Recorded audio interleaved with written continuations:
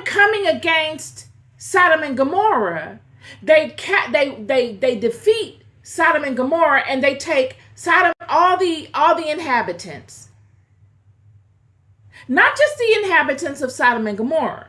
They take the inhabitants of the surrounding area, all of the nations that I spoke to that were surrounding this particular region, and that were to pay the king of Elam his extortion fee, and rebelled against that. And of these people is Abram's nephew, Lot. So one of Lot's servants that was there at the fight and got away runs and tells Abram and says, Abram, Lot has been taken. All of the people have been taken by these 4 kings. And this is interesting what Abram does. Now, at this point, Abram has already, like I said, become a very wealthy man by way of what he was blessed with when leaving Egypt. He's sitting fat. He's got servants. He's got cattle. He's a very wealthy man. So was Lot. And in their amassed wealth, they were wise enough to create a small warrior class of people to protect them and their stuff. This is where the Bible comes in, and it speaks to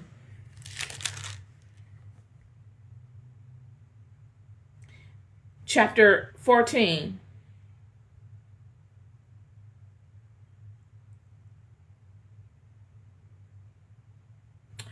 Verse 14. And when Abram heard that his brother was taken captive, he armed his trained servants born in his own house, 318, and pursued them to Dan.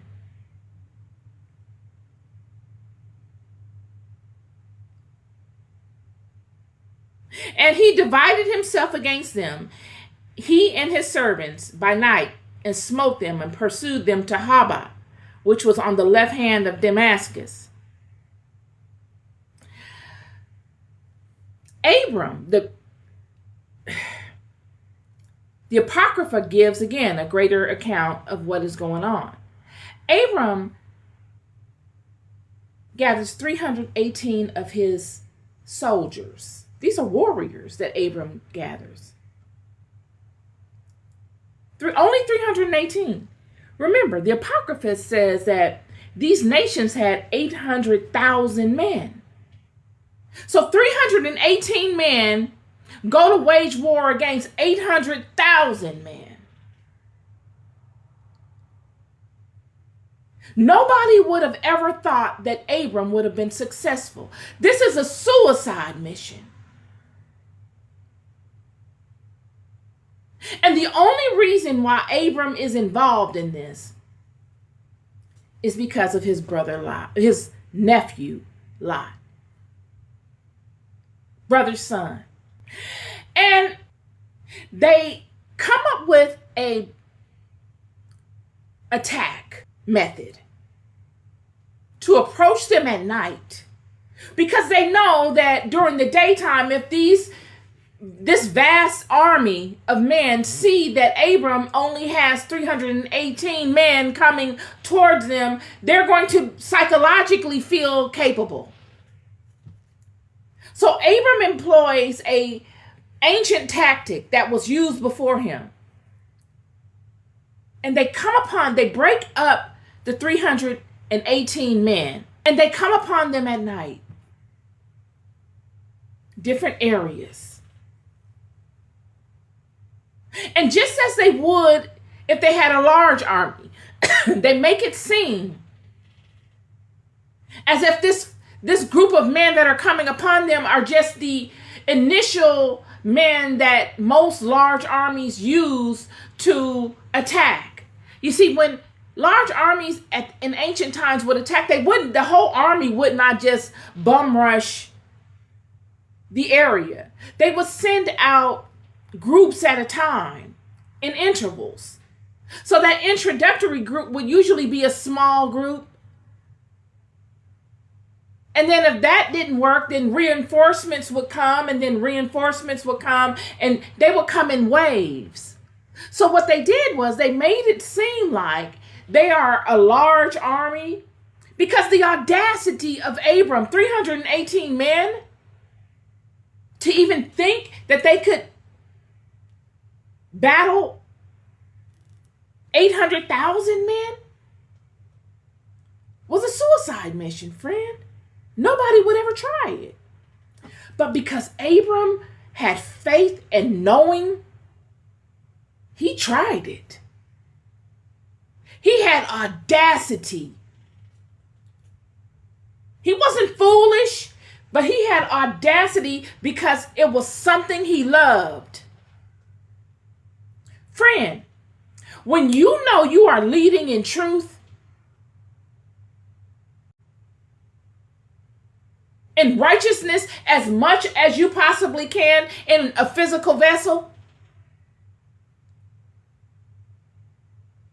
and love, you will be audacious. You will say, I be darned. Surely God spoke to me. I have had a face-to-face with God. God has led me all these different ways. Through hell and high water, God has led me. And I didn't get the full scope of what I was going to deal with not one time. I walked on faith each and every single time. And now you mean to tell me you're going to come against me and challenge something that I love? Friend, there's not a mountain high enough. Surely it's 800,000 of y'all. That's 1 million, basically. But I don't care. This means something to me. It might not mean nothing to you. I don't have nothing to do with what y'all got going on. And I really don't want to be bothered with it. But you must part ways with what I love. You got to. Or you're going to have to lay me down. And in you laying me down, you will teach me something, friend. You will teach me something about this God that I've honored and I walk with in integrity and in the light. When it was not fashionable, against all odds. You will show me an aspect of this God that I walk with and that I have openly proclaimed the truth of. Because I'm coming for what I love. Come hell or high water, friend. I'm coming through. Abram goes with 318 men.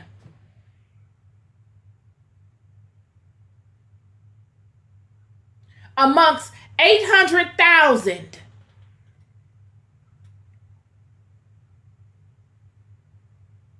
And he defeats them. Nowhere in the text does Abram say that God told him to do it. Nowhere in the text does it say that God gave Abram insight on how to do it. Abram knows he's leading from integrity. He knows that this is a cabal, a link, a tether that cannot be broken. That if you come to try to break it, you're going to have to see him. There's going to be consequences and repercussions from it. Yet when they take his nephew, his brother's son, and all of his belongings, they forced his hand. They brought him into something that had nothing to do with him. Yet it will be all divinely orchestrated by God. How do I know this? Because God would know the heart of Abram. Friend, I'm here to tell you, God knows your negotiables and God knows your non-negotiables. God knows what you will not deny. And God knows the things that you'll overlook. God would allow a sequence of events for Abram and Lot to part ways. And then for Lot to be taken captive by men that go around siphoning resources from innocent people, vampires. That's exactly what these people are. They're vampiric. Friend, anyone is vampiric that comes and eats off of your plate without your authorization, that forces your hand in them partaking of your stuff, but that give you nothing, that feed off of your fear and your weakness, because that's what fear is. They're vampires. You got proud, boastful vampires out here, friend. They walk around here with their collar turned up and they're happy to be looked upon like a vampire. Yet they go to church every Sunday. It's amazing.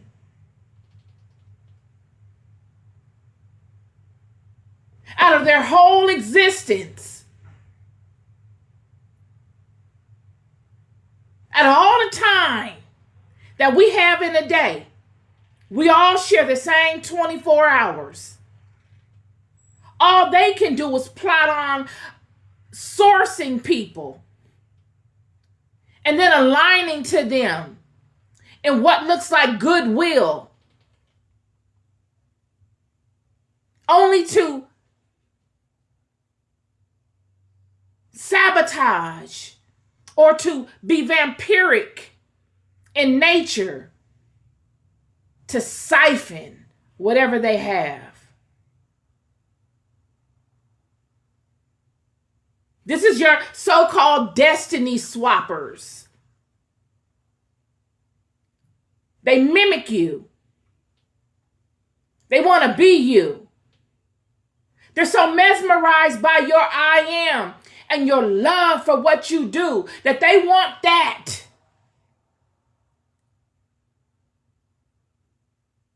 They want to step into that and just be that, not knowing what it took to build that up and to really be that.